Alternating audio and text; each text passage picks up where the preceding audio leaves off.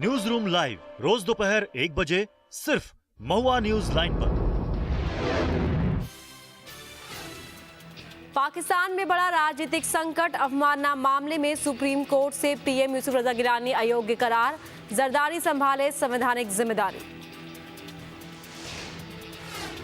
PM candidate पर नीतीश के बयान से एनडीए में मचा बवाल, गिरिराज ने कहा नीतीश बताएं सेक्युलर की परिभाषा। जेडीयू विधायक देवेंद्र चंद्र का बयान, जरूरत पड़ी तो टूट सकता है गठबंधन।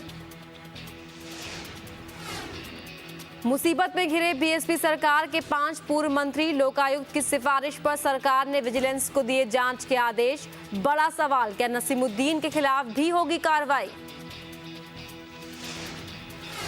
सितारगंज में बहुगुणा को चुनौती देने के लिए बीजेपी हुई तैयार। उपचुनाव में पूर्व मंत्री प्रकाश पंत होंगे पार्टी के उम्मीदवार।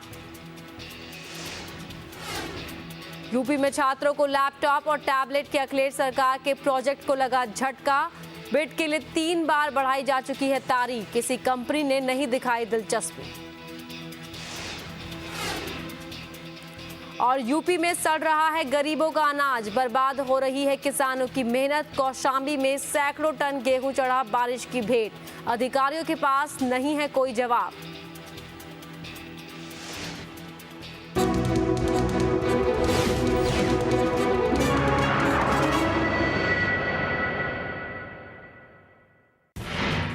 बीजेपी के लापता घनसाली विधायक भीमलाल आर्य आए सामने। बहुगुणा के समर्थन में लिखी चिट्ठी से झाड़ा पल्ला तो कांग्रेस में जाने की अटकलों को भी किया खारिज।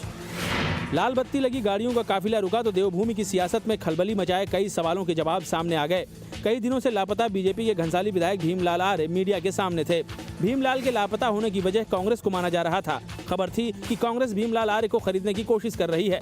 हालांकि भीमलाल इन बातों को खारिज करते हैं।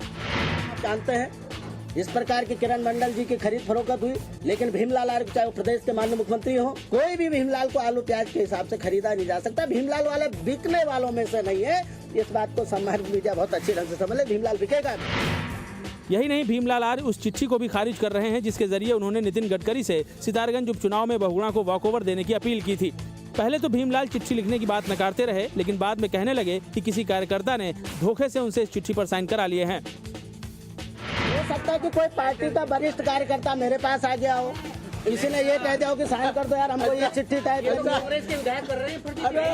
नहीं, हम लोग नहीं करते। ऐसा है, मेरे वरिष्ठ कार्यकर्ता ने किसी सीनियर लीडर ने कह दिया भीमलाल की चिट्ठी बना के। भीमलाल कुछ भी कहें, लेकिन सियासी गलियारों में चर्चा यही है कि कांग्रेस के साथ उनकी डील परवान नहीं चढ़ी और इसीलिए लौट के बुद्धू घर को आए। नरेंद्र मोदी की राह में नीतीश कुमार ने लगाया अड़ंगा, कहा सेकुलर छवि वाला ही बने पीएम कैंडिडेट। मुख्यमंत्री नीतीश कुमार ने अंग्रेजी अखबार इकोनॉमिक टाइम्स को दिए इंटरव्यू में कहा कि एनडीए को पहले ही नेता के नाम का ऐलान करना चाहिए। ऐसा नेता हो जो गठबंधन के हर सहयोगी को स्वीकार्य हो। मेरे हिसाब से गठबंधन के नेता को धर्मनिरपेक्ष होना चाहिए, वो जो लोकतांत्रिक मूल्यों पर पूरा विश्वास रखे। नीतीश ने इंटरव्यू में ये भी कहा कि 1996, 1998, 2004 में अटल जी पीएम पद के उम्मीदवार थे। 2009 में एनडीए ने आडवाणी जी को प्रोजेक्ट किया। एनडीए को इस बार भी नाम बताना चाहिए जिससे लोगों को पता चले कि वो किसको वोट दे रहे हैं और कौन देश का नेतृत्व करेगा। ऐसा नेता चुनना होगा जो बिहार जैसे राज्यों का ख्याल रखे।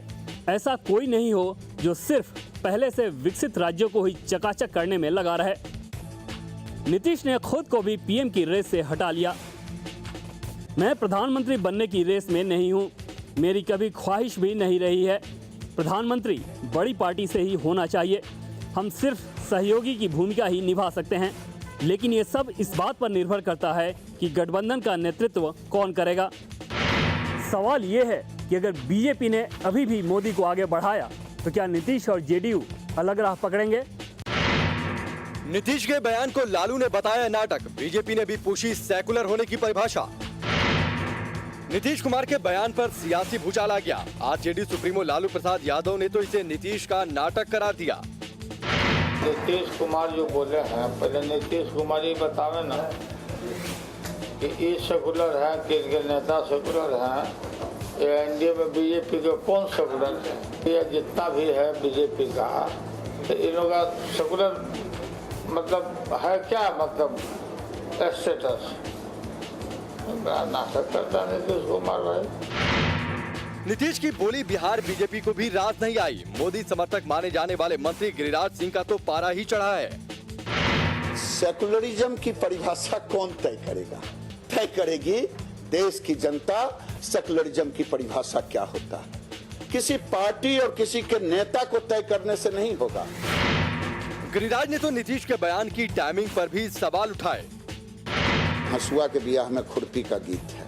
अभी तक यूपीए की सरकार अगर आज गिर जाए तो कल ये चर्चा सामयिक होगा।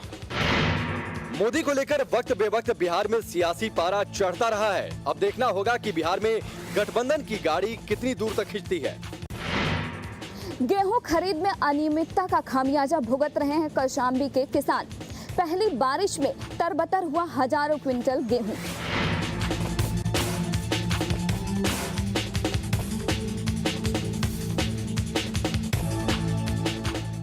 किसानों ने दिन रात एक कर इस गेहूं को उगाया था।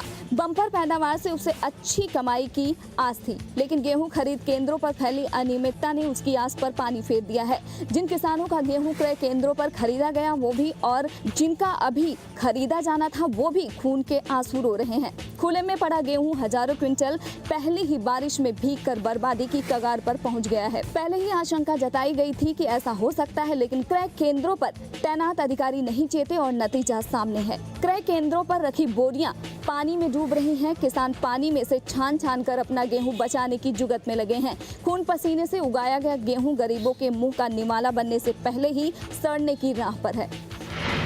सरकार ने साफ कहा है कि क्रय केंद्रों पर गेहूं भीगा तो अधिकारियों की खैर नहीं। अब जबकि ऐसा हो चुका है तो देखना है कि क्या किसी पर गाज गिरता है या नहीं। बलिया में भी सामने आई गेहूं क्रय केंद्र अधिकारियों की लापरवाही। रात भर बारिश में भीगते रहे सैकड़ों बोरे गेहूं। लापरवाही ने हजारों लोगों के मुंह का निवाला छीन लिया। रात भर बारिश होती रही और भीगते रहे सैकड़ों बोरे गेहूं, लेकिन कोई नहीं आया इन्हें ढकने, इन्हें अंदर गोदाम में रखने। कई बार हमने खबर दिखाई, अधिकारियों को बार बार आगाह किया था कि खुले में पड़े गेहूं बर्बाद हो सकते हैं, लेकिन उनकी नींद नहीं टूटी और बलिया के चितबड़ा गांव के गेहूं क्रय केंद्र पर रखा सैकड़ों बोरा गेहूं पानी में भीगकर बर्बाद हो गया। गेहूं की रखवाली करने वाले से जब हमने पूछा कि गेहूं को तिरपाल से ढका क्यों नहीं गया, तो उसका जवाब था कि उनके पास कोई तिरपाल ही नहीं है और बारिश होने के बाद साहब तिरपाल खरीदने गए हैं। महज लापरवाही ने सैकड़ों बोरे गेहूं बर्बाद कर दिए। काश ये अधिकारी उन भूखे लोगों का दर्द समझ पाते जो दाने दाने के लिए मोहताज हैं, तो शायद वो ऐसी गलती नहीं करते। खूनी रंग अख्तियार करने लगा है निकाय चुनाव। ग्रेटर नोएडा के जहांगीरपुर इलाके में चेयरमैन पद के प्रत्याशी को बदमाशों ने मारी गोली, हालत गंभीर।